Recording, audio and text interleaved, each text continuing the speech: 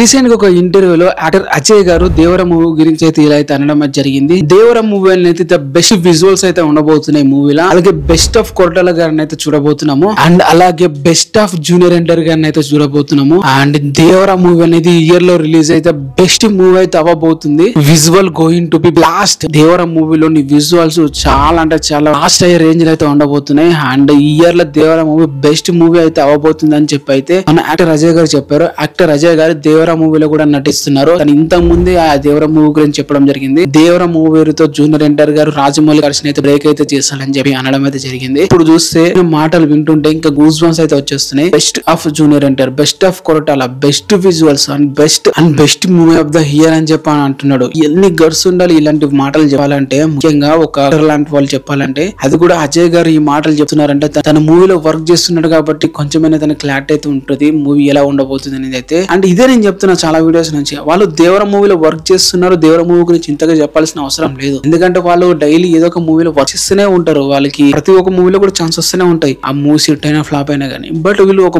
Particular ఒక movie గురించి ఇంత అయిపోవాల్సిన అవసరం లేదు. బట్ వీళ్ళు ఇస్తున్నారు అంటే దేవర మూవీ ఏ రేంజ్ లో ఉండబోతుంది అనేది అయితే సంకేతాలు అయితే మెల్లమెల్లగా జనాల్లోకి అయితే వెళ్తున్నాయి అనేది అర్థమవుతుంది. మరి దేవర మూవీ ఏ రేంజ్ లా ఏ స్థాయికి వెళ్తుంది. తిని చెప్పినట్లు బెస్ట్ ఆఫ్ కొరటాల గారు అంటే మాత్రం కొరటాల శివ గారు బెస్ట్ మూవీ ఇప్పటి వరకు చూసుకుంటే జనతా గ్యారేజ్, అలాగే మిర్చి మూవీ. అండ్ అంత ముందు బెస్ట్ ఆఫ్ జూనియర్ ఎన్టీఆర్ గారు చూసుకుంటే ట్రిపుల్ ఆర్ మూవీ ఉంది. అలాగే అంత ముందు సింహాద్రి మూవీ ఉంది. మరి best movie of the year అని అంటున్నాడు.